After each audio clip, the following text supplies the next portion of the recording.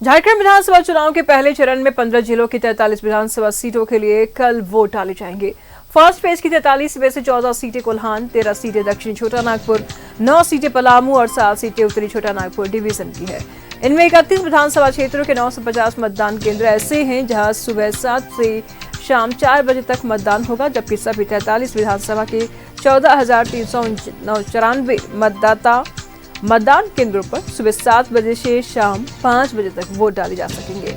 उधर वोटिंग के लिए मतदान कर्मचारियों की रवानगी सोमवार से शुरू हो गई और आज भी रांची समेत कई जगहों से पोलिंग पार्टियों को रवाना किया जाएगा। कुल 2 करोड़ 60 लाख मतदाताओं में से 1 करोड़ 37 लाख मतदाता 13 नवंबर को वोट डालेंगे। इसमें से 17 सीट समानवे 20 अनुसूचित जनजाति और 6 सीटें अनुसूचित जाति के लिए आरक्षित है। इन 43 सीटों से 683 प्रत्याशी चुनाव मैदान में हैं। इसमें 609 पुरुष और 73 महिला और 1 प्रत्याशी थर्ड जेंडर के हैं। पहले चरण के चुनाव के लिए कुल 15,344 मतदान केंद्र बनाए गए हैं। इनमें से 12,716 बूथ ग्रामीण और 2,628 बूथ शहरी क्षेत्र में स्थित है। पहले चरण में 50 बूथ यूनिट कैटेगरी में है। वहीं 1,152 मतदान केंद्र पर मतदान की प्रक्रिया का जिम्मा महिलाओं के हाथों में रहेगा, जबकि 23 बूथों की जिम्मेदारी युवा और 24 बूथों का जिम्मा दिव्यांग है। तो वही बता दें आपको कि पहले चरण में कुल 683 उम्मीदवार मैदान में हैं। इनमें पूर्व मुख्यमंत्री चंपाई सोरेन, स्वास्थ्य मंत्री बन्ना गुप्ता, विधायक सीपी सिंह, पूर्व मुख्यमंत्री मधु कोड़ा की पत्नी गीता कोड़ा, राज्यसभा सांसद महुआ मांझी और पूर्व मुख्यमंत्री रघुबर दास की बहू पूर्णिमा दास जैसे चर्चित चेहरे भी शामिल हैं। पहले चरण की हॉट सीटों की बात करें तो इनमें रांची, जमशेदपुर पश्चिम, सरायकेला, जगन्नाथपुर और जमशेदपुर पूर्व शामिल है। रांची की 5 सीटों के केंद्र पर मोरहाबादी मैदान से आज रवाना होंगे।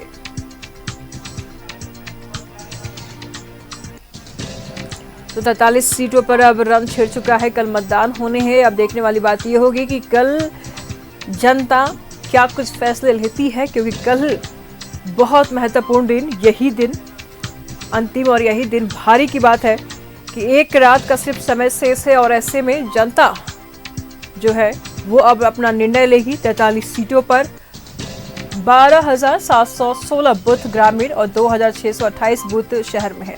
दिग्गजों के बेटे बहू बेटी ने अपना दाव लगा रखा है। इनकी दाव अब साख पे है, साख अब दाव पे है, माफ कीजिएगा। तो रांची की 5 सीटों के लिए मोरहाबादी मैदान से आज रवाना हो रहे मतदान कर्मी। तस्वीरों में आप साफ तौर पर देख पा रहे हैं 43 सीटों पर कल वोटिंग होनी है और इसमें 15 जिलों के 43 सीटों पर कल मतदान होंगे।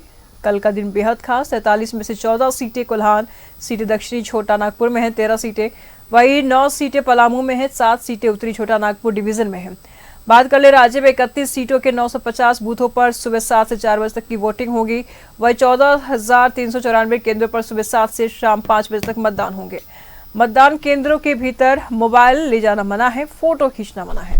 मतदान को लेकर प्रशासन अब पूरी तरीके से मुस्तैद है। तकरीबन 1.37 करोड़ मतदाता कल वोट डालेंगे। तो मतदान केंद्रों की तस्वीरें हम आपको दिखा रहे हैं। तैयारी अब पूरी हो चुकी है, बस कल का इंतजार है। कल सुबह 7 बजे से लेकर के शाम 5 बजे तक मतदान किए जाएंगे, वोट डाले जाएंगे। और कुछ जगहों पर अगर बात कर लिया जाए तो 4 बजे तक वोट डाले जाएंगे। तो ये तस्वीरें हम दिखा रहे हैं लोहरदगा, सिमडेगा, हजारीबाग और रांची की तस्वीरें हैं, जहां से मतदान कर्मी अब रवाना हो चुके हैं। कई जगहों पर मतदान कर्मी अब पहुंच रहे हैं।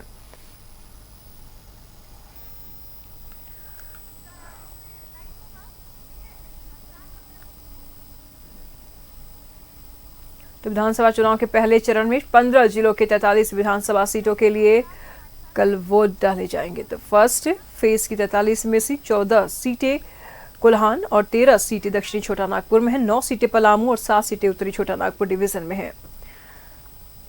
तमाम जानकारी के लिए पलामू से इस वक्त हमारे साथ गुमला से, माफ कीजिएगा, 9 साथ जुड़ चुके हैं और उनसे जान लेते हैं कि वहाँ की क्या तस्वीरें, क्या कुछ बयां कर रही है। मतदान कर्मी अब रवाना हो चुके हैं रांची से, क्या वहाँ के नजारे हैं?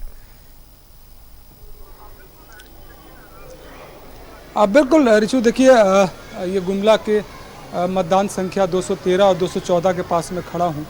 मतदान 13 में करीब 917 मतदाता हैं और 200 14 में 997 के आसपास के मतदाता हैं। तो पूरी तरह से तैयारी कर ली गई है। जो सामग्री है, मतदान सामग्री, वो डिस्पैच कर दिया गया है। डीसी कार्यालय के पक्ष से एक अस्थायी कैंप बना हुआ था, वहाँ से लेकर उसके बाद शाम को करीब 3 से 4 बजे तक सारे मतदान केंद्रों पर प्रिजाइडिंग अफसर और मतदान कर्मी और अन्य जो सुरक्षा कर्मी हैं सारे लोग पहुंच जाएंगे। फिलहाल जिस स्कूल में है वहाँ अभी क्लास चल रहे हैं, 1 बजे के आसपास छुट्टी होगी और उसके बाद से मतदान कर्मी यहाँ पहुँचेंगे।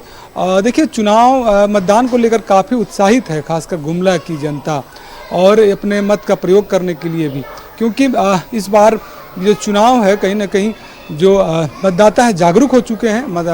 चुनाव आयोग ने लगातार कैंपेनिंग चलाया कि वोट करें, ज़रूर वोट करें। तो जाहिर सी बात है इस बार 100% वोटिंग के लिए यहाँ का मूड बना चुकी है। घर में पहले मतदान, बाद में जलपान, इस तरह का लोग नारा के साथ स्कूल, हालांकि सुबह में स्कूली बच्चों ने भी एक छोटी सी रैली निकाली जिसमें मतदान को जागरूकता करने के लिए, मतदान जागरूकता करने के लिए उसको उन्होंने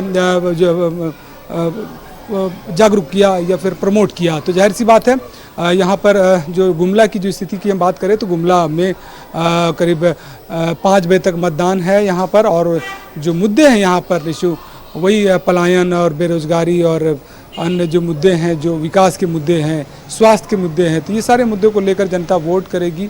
हालांकि यहाँ पर सभी मतदाताओं ने मन मना लिया है। हालांकि डोर टू डोर कैंपेनिंग किया जा रहा है यहाँ के जो प्रत्याशियों के रूप में, और पूरी ताकत झोंक दी गई है। चूँकि यहाँ पर देखिए गुमला की बात करें तो भूषण तिर्की हैं जेएमएम से और सुदर्शन भगत है बीजेपी से, तो दोनों में कांटे की टक्कर है। 2 निर्दलीय खड़े हैं, तो दोनों में काफ़ी कांटे की टक्कर है। अब कहीं ना कहीं बहुत क्लोज कॉन्टेस्ट दिख रहा है। वो भी पूरी तरह से जेएमएम ने भी ताकत झोंक दी है। बीजेपी के लिए बात करें तो यहाँ पर आप देखें कि प्रधानमंत्री आ चुके थे ऐसा बीते रविवार को। अभी कल अमित शाह का कार्यक्रम था, हालांकि किसी कारणवश वो नहीं आए सुरक्षा के दृष्टिकोण से, लेकिन उन्होंने अपना संदेश यहाँ की जनता को दिया फ़ोन के माध्यम से। तो बड़े बड़े दिग्गजों का यहाँ पर गुमला में आगमन हो चुका है। तो अब इंतज़ार है 23 नवंबर का, जहाँ जो रिजल्ट आएगा। लेकिन प्रत्याशी अभी तक बैठे नहीं हैं, वो लगातार कैंपेनिंग कर रहे हैं। सुबह 7 बजे से निकल रहे हैं तो रात को 11 बजे 12 बजे आ रहे हैं। तो कहीं कहीं एक गुमला की जनता को कई अपने अपने जो उनके लुभावने जो वादे हैं उनको लेकर पहुंच रही है कि इनके जेएमएम का अपना अलग मैनिफेस्टो है, बीजेपी का अपना अलग मैनिफेस्टो है। तो जनता के बीच जा रही है। अब शाम का कल की बारी है कि सारे जो मतदाता है अपने मत का प्रयोग करेंगे, महापर्व के दिन अपने मत का प्रयोग करेंगे, और खासे उत्साहित है गुमला की जनता। तो इस तरह का माहौल अभी फ़िलहाल देखने को मिल रहा है। अब देखना होगा कि 23 नवंबर को किसके पक्ष में या किसकी कौन सी पार्टी जीतती है। लेकिन पार्टी, देखिए निश्चित पार्टी जीतनी अलग चीज़ है, लेकिन जो उत्साह है लोगों में मतदान को लेकर 5 सालों के बाद आता है, तो उसको लेकर काफ़ी उत्साहित है। हालांकि कुछ लोगों ने भी कहा कि पहले सुबह हम प्रतिष्ठान बंद रखेंगे, जब मतदान करके आएंगे तभी प्रतिष्ठान खोलेंगे। यानी इस तरह से जो चुनाव आयोग ने लगातार कैंपेनिंग किया, बड़े बड़े स्टार प्रचारकों जो ब्रांड एम्बेसडरों के माध्यम से चुनाव को जो प्रतिशत बढ़ाने की जो बात कही है, जो उन्होंने प्रचार किया है, तो जाहिर सी बात है उसमें कुछ असर देखने को पड़ेगा। पिछला 2019 की बात करें तो लगभग 63% के आसपास यहाँ मतदान हुआ था। अभी उम्मीद जताई जा रही है कि उससे मतदान का जो प्रतिशत है वोट बढ़ेगा। हालांकि कुछ इलाके अगल कोयलीबीरा, सिमडेगा और बगल में जो आप कह सकते हैं बिशुनपुर है, वो थोड़ा सा नक्सल प्रभावित क्षेत्र रहा है किसी ज़माने में, लेकिन सुरक्षा के दृष्टिकोण से वहाँ पर मतदान करीब 4 बजे के आसपास किया गया। लेकिन जो वो अंदर आ जाएंगे गेट के अंदर, और समय अगर क्रॉस कर भी गया तो उनको मतदान करके ही वहाँ से वो लौटेंगे। जी निशु जी, नजर बनाए रखिएगा नौशाद, लगातार हम आपसे जानकारी लेते रहेंगे। फिलहाल बहुत बहुत शुक्रिया आपका इन तमाम जानकारियों के लिए। तो अब मतदान कर्मी बूथों के लिए रवाना हो चुके हैं और कुछ ही समय में बूथों के लिए पहुंचेंगे। फिलहाल मतदान कर्मियों में भी तैयारी है और काफी उत्साह नजर आ रहा है। तमाम जानकारी के लिए डाल्टनगंज से हमारे सहयोगी अमर जुड़े हुए हैं, उनसे जान लेते हैं कि वहां की क्या कुछ तस्वीरें हैं। कल चुनाव होने हैं और मतदान कर्मी भी रांची से रवाना हो चुके हैं, वहां की क्या कुछ तस्वीरें।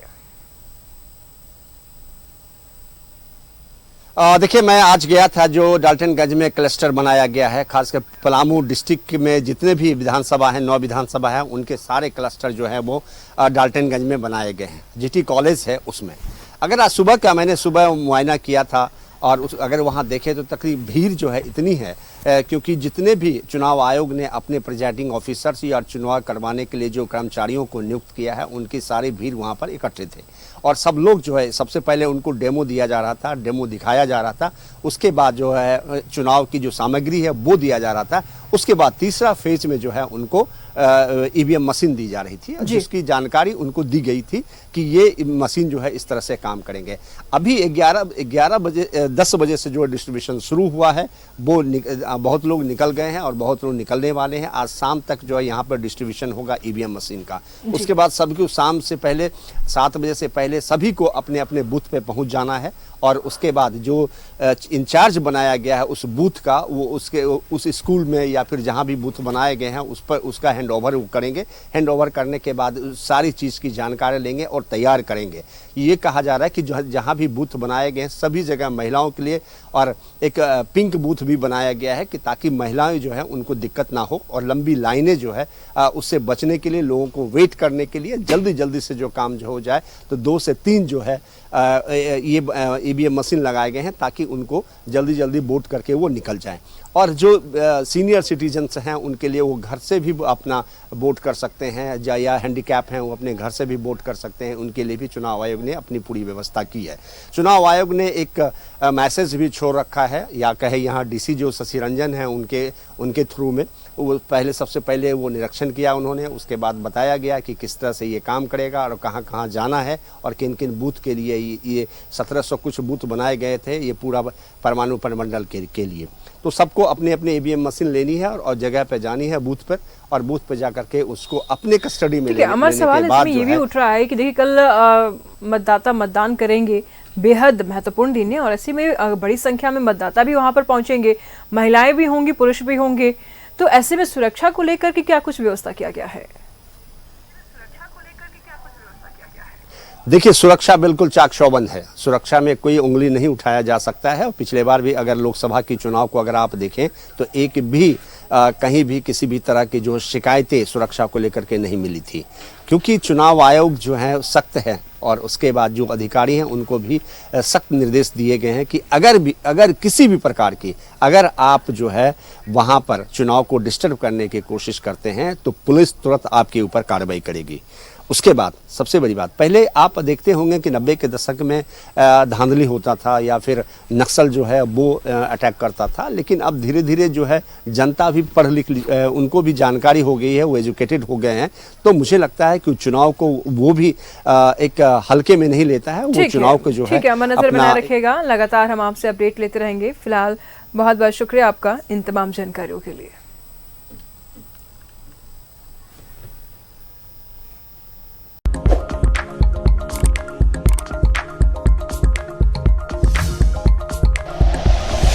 Like and share videos, subscribe करें हमारा चैनल और प्रेस करें बेल आइकॉन। न्यूज़ 11 भारत, सच है तो दिखेगा।